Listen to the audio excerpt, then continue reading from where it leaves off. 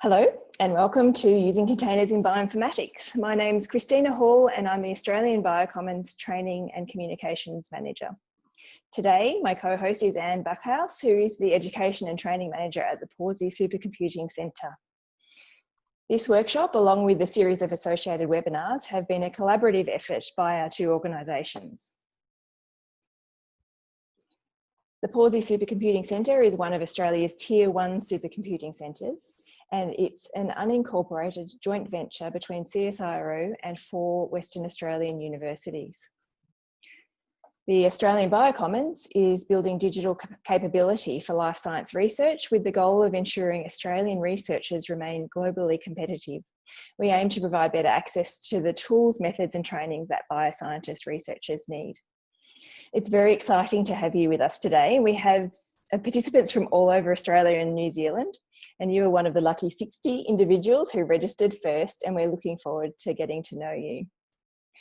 Coming in from so many places, we'd like to acknowledge the traditional owners of the many lands on which we are joining from today and pay our respects to the elders past, present and emerging.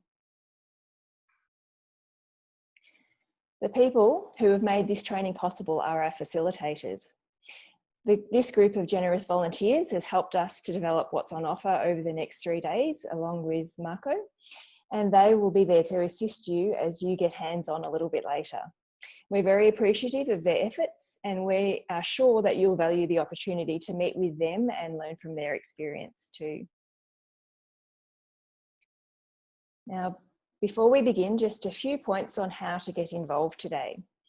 You should have all opened the schedule by now. This is where all of the links you'll need for the day are, and there's also indicative timings of how the session will run. So that's tinyurl.com/container-workshop.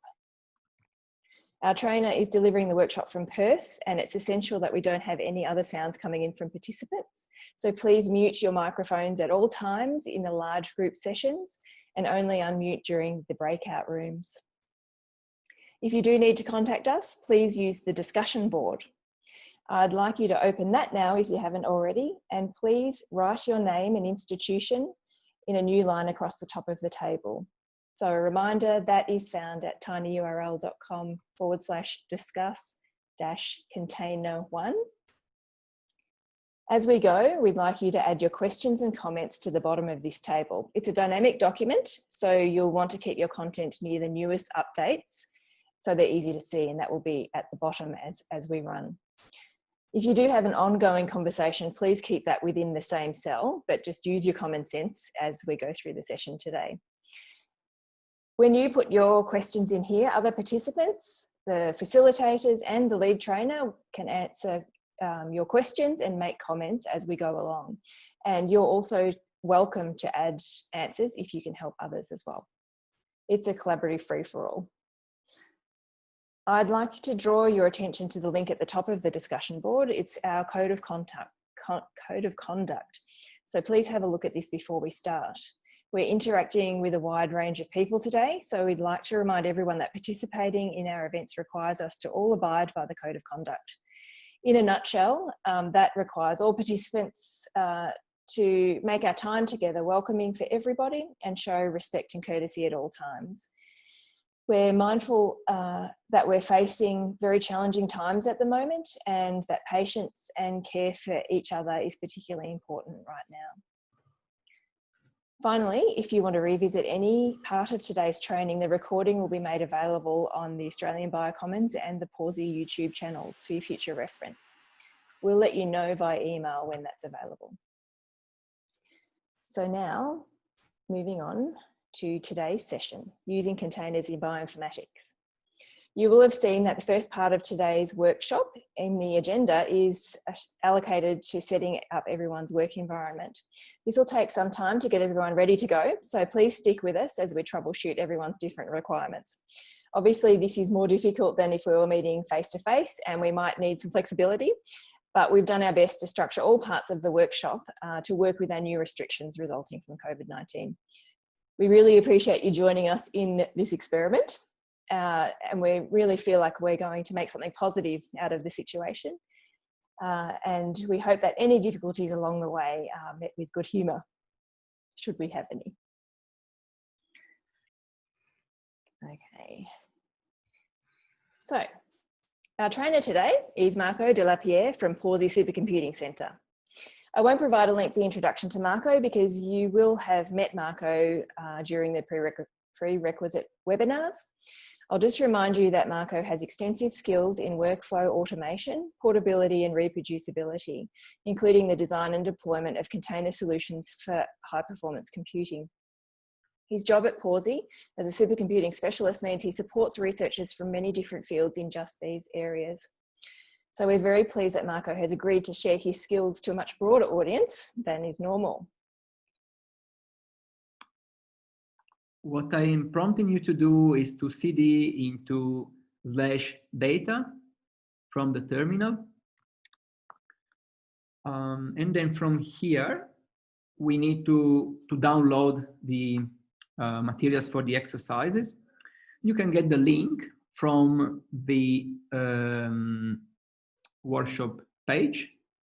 So just enlarging this a bit. So yeah, welcome everyone. I think now everyone is in the main room, maybe. Okay. So let us grab this GitHub link from the tutorial page. So I just suggest you to copy it in your clipboard so that you can just handily paste it in the terminal. So it will be git clone and then paste. So it's a, as you can see, a GitHub link. Then if you press enter, it will start downloading the required materials. And so at the end, you will have this directory called Containers Bioinformatics Workshop. And you want to cd into it. So now if you use pwd, everyone should be in /data/containers bioinformatics workshop. We are just going to define a shell variable that will be useful in the exercises later on.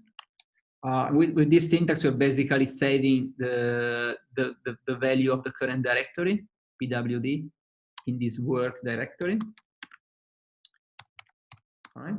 This is just to be a bit more lazy with typing later on. Instead of typing all of this in some parts of the exercises, you just type the $work, capital letters, and that's it. Let me do the same. I'm opening a second window. So here I'm cheating a bit because I have a shortcut to log into the machine. But then I do the same thing again, just going into data, containers bioinformatics workshop, and then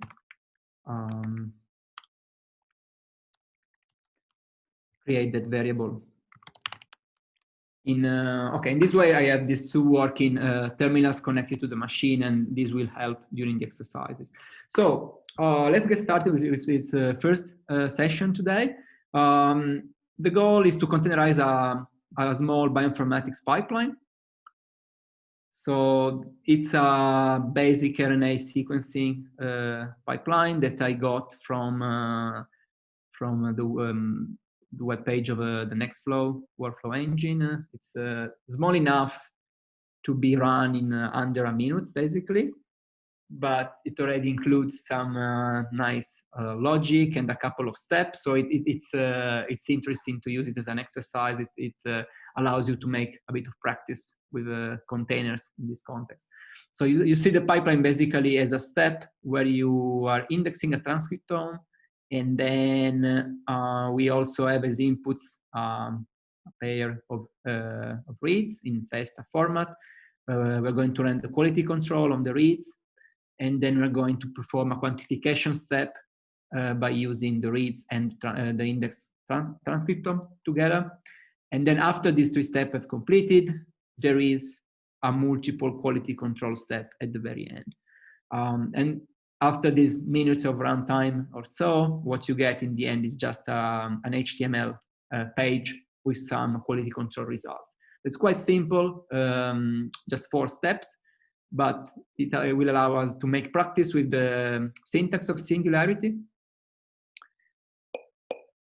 And so we're basically going to review how to search container images on web registries, how to download images, how to execute commands in containers, and also how to bind mount host directories in a container for processing data. It's basically concepts that we saw in some of the webinars a couple of weeks ago, but now we're going to apply them to an almost real life pipeline, and you're going to follow the steps yourselves as well, and possibly gain some good practice in using containers for bioinformatics. So we're going to do the first bit of this exercise together in the main room, and then in about 10 minutes time, you're going to move into breakout rooms. You will be head out by one facilitator in each room, and you're going to keep on practicing with the Singularity containers and this pipeline on your own. So now let's get back to the terminal. Let me show you what the ingredients of this pipeline look like for the practical hands-on. So from the directory we were in, let us move into exercises pipeline, and then one more, data. So this is the directory that contains most of the files you need for this first session. The first file I want to show you is this file called originalpipe.sh, and we can have a look at it just with the simple Linux command cat, which will show the content of this file. The pipeline is about 50 lines or so, not very big. I've added some echo commands just so that when it runs, you get an idea of where you're at. But the key thing is that there are just 4 execution lines in the pipeline. They are highlighted with this command, with this comment, right? 3 and 4. So the first step is the indexing that uses the Salmon package. Then the second step is the quantification that uses the read files here, and the index as well. And again, it's using Salmon. The third step is the quality control of the reads with FastQC. And the fourth step is the multiple quality control in here. You will see in this script, there are just a couple of extra Linux commands, mostly to change directory when required, because the transcriptome files in particular are in a different directory compared to the reads. And this is done on purpose, just to kind of mirror what it is often like in, for instance, in shared machines, where you have some of your data, like databases or so, in different directories. So this allows us to make some practice with the Singularity commands you require in these instances for your pipeline to work properly. And also in the fourth step, there are some additional little commands. You don't really need to care about that. It's just for you to know that they're there. During the exercises, we're always going to focus on the execution lines that are highlighted in the commands, these four lines.